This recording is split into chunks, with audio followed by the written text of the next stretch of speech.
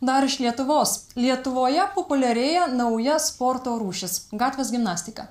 Ištobulinti daug fizinės jėgos ir ištvermės reikalaujančius triukus trunka ne vienus metus, tačiau lietuvaičiai jau skina laurus tarptautiniuose turnyruose. 20-metis Andžejus jau pustrečių metų derina du pomėgius, kasdien groja akordeonu ir bent 2 valandas treniruojasi sporto aikštelėje. Vaikinas atkakliai triūsia tobulindamas vadinamosios gatvės gimnastikos triukus. Jaunuolio pastangos neliko neįvertintos. Rygoje vykusiame pasaulio čempionate jis pribloškė publiką ir tapo čempionu. Beveik 3 minučių pasirodymų jis pranoko 31 varžovą iš 20 šalių. Tikrai buvo labai įdomu pamatyti visokius naujus elementus, kurie jie atliko ir susipažinti su jais. Tiesiog išsipildė mano svajonė.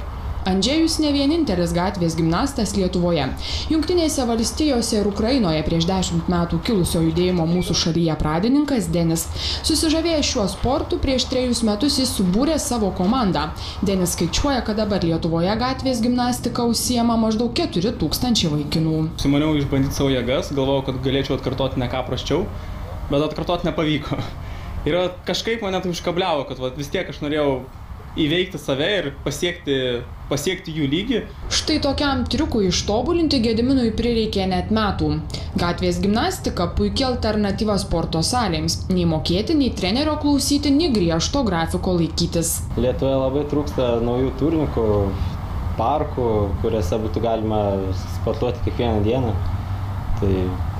Nes dauguma yra iš sovietinių laikų ir seni, kai kurie nelygus. Tačiau kreivi skersiniai ir senos lygiagretės vaikinams treniruotis netrukdo, o ir naujų iššūkių prieš akis ne vienas.